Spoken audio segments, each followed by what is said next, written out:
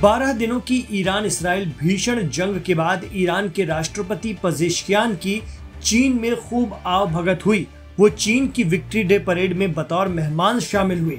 चीन से ईरान लौटने के बाद ईरान के सुप्रीम लीडर या रहबरे मुअज्जम इमाम खामनेई के साथ उनकी और कैबिनेट की मुलाकात के बाद सैयद आयतुल्लाह अली खामनेई ने बहुत से इशारे दिए हैं। इसमें ईरान की आगे की रणनीति से लेकर वो बहुत सी बातें छिपी हैं जो ईरान के मौक़िफ़ या एजेंडे को साफ करती हैं।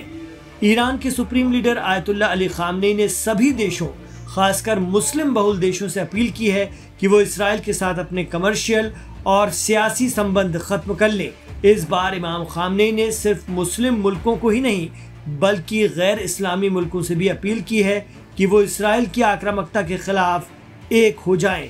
इमाम खामनेई ने ईरानी राष्ट्रपति के साथ की गई बातों को अपने एक्स हैंडल पर शेयर भी किया, जिसमें उन्होंने कहा कि मुस्लिम दुनिया के लिए भी यकजहती या एकता दिखाने का ये बहुत ज़रूरी वक्त है। उन्हें गजा के पीड़ितों के साथ खड़े होना पड़ेगा। वक्त आ गया है कि मुस्लिम और गैर मुस्लिम मुल्क फिलिस्तीन के मुद्दे पर एकजुटता दिखाएं। इमाम खामनेई ने कहा कि चुप्पी और गैर फ़ाल होना यानी निष्क्रिय होना इस वक्त सही नहीं रहेगा। उनका इशारा अरब मुल्कों की तरफ भी था। मुस्लिम मुल्कों को अपनी ताकत और तेल से आई अमीरी के दम पर डिप्लोमेटिक तरीके से इसराइल पर दबाव डालना चाहिए। ईरान के सुप्रीम लीडर ने कहा कि सभी मुल्क इसराइल के साथ कारोबारी और सियासी रिश्ते खत्म करें। इमाम खामनेई ने ईरानी प्रेसिडेंट के चीन दौरे की तारीफ की और कहा कि चीन के साथ ईरान की इकोनॉमिक और समाजी हालत में बड़े बदलाव हुए हैं। इमाम खामनेई ने अमेरिका को निशाना बनाया। उनका कहना था कि मिडिल ईस्ट में सारी तबाही अमेरिका की मदद से हो रही है। ज़ायोनी हुकूमत अनेक अपराधों और हैरान कर देने वाली तबाही को बिना शर्म के अंजाम दे रही है।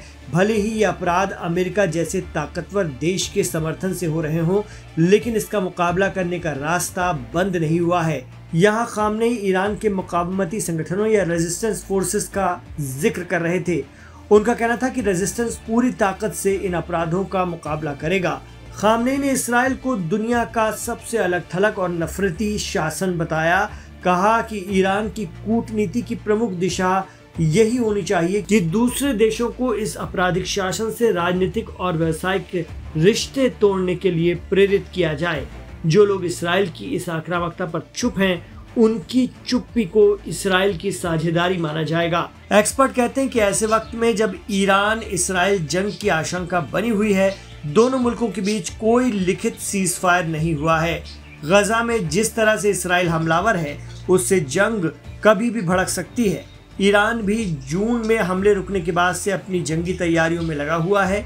पिछले दिनों हुई एससीओ समिट में चीन में जिस तरह से ईरान को अब सपोर्ट मिला है, उससे ये बात साफ हो जाती है कि आने वाले दिनों में अगर ईरान इसराइल जंग होती है तो अब ईरान के पास भी बड़ी ताकतों का मजबूत समर्थन रहने वाला है। वरना अब तक दुनिया ये देख रही थी कि जैसे इसराइल के लिए अमेरिका खुलकर सामने आता है, वैसे ईरान के लिए बड़ी ताकतें नहीं आ पाती।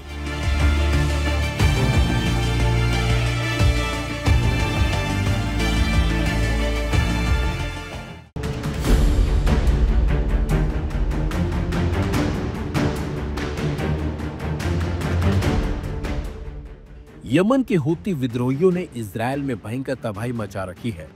हूती विद्रोही मिसाइल और ड्रोन हमला कर वहां की सुरक्षा को खुली चुनौती दे रहे हैं। बात 7 सितंबर की करें तो यमन समर्थित हूती विद्रोहियों ने इजराइल के दक्षिणी हिस्से में स्थित रामोन एयरपोर्ट पर एक ड्रोन हमला किया था। हैरानी की बात तो यह है कि ड्रोन बिना किसी रुकावट के एयर डिफेंस सिस्टम को चकमा देते हुए टर्मिनल क्षेत्र तक पहुंच गया था और विस्फोट कर गया था। इस हमले के तुरंत बाद इजराइल में सुरक्षा एजेंसियों में हड़कंप मच गया था।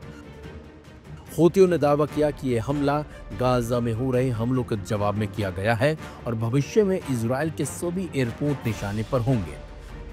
बता दें आपको, इन धमाकों के बाद एयरपोर्ट पर अफरा-तफरी मच गई थी। यात्रियों को तुरंत सुरक्षित स्थानों पर पहुंचाया गया था। कई खिड़कियों के शीशे टूट गए, कुछ यात्रियों को हल्की चोटें भी आई थी, लेकिन किसी बड़ी जानमाल की हानि की पुष्टि नहीं हुई। सबसे हैरानी की बात तो ये रही कि इजरायली एयर डिफेंस सिस्टम इस ड्रोन को ट्रैक तो कर पाया, लेकिन उसे खतरे की श्रेणी में नहीं रख पाया। इस कारण ना कोई सायरन बजा और ना ही पहले से कोई अलर्ट जारी हुआ। इजरायली सेना ने भी माना है कि यह एक खुफिया चूक थी, लेकिन साथ ही उन्होंने ये भी कहा कि इस तरह के हमलों की आशंका अब और बढ़ गई है।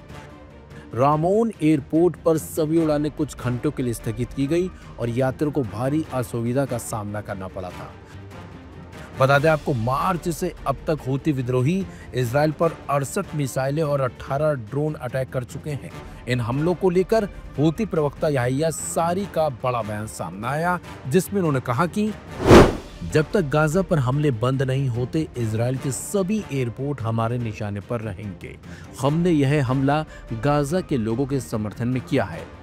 अल्लाह की कृपा से अभियान अपने उद्देश्यों में सफल रहा, जबकि इजरायली और अमेरिकी सुरक्षा प्रणालियां कई ड्रोनों का पता लगाने और उन्हें रोकने में विफल रही। जायोनी भीड़ से हम कहते हैं, हमारे सशस्त्र बल आपको साबित कर देंगे कि आपका मूर्ख नेतृत्व आपको अपने आश्वासनों से बस बेवकूफ बना रहा है।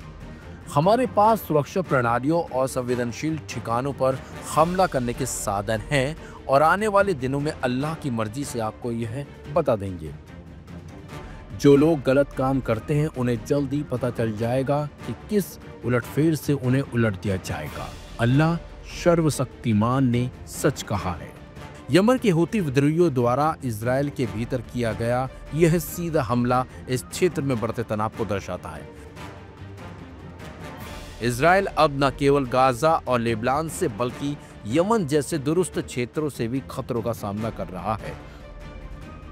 सुरक्षा एजेंसियां अलर्ट पर हैं, लेकिन सवाल यही है कि अगला हमला कहां होगा और कब होगा, क्योंकि इजराइल भी अब मान चुका है कि अब उन पर जो हमले हो रहे हैं वो काफी घातक है और ये हमले उनके लिए एक बड़ा सवाल भी पैदा कर रहे हैं।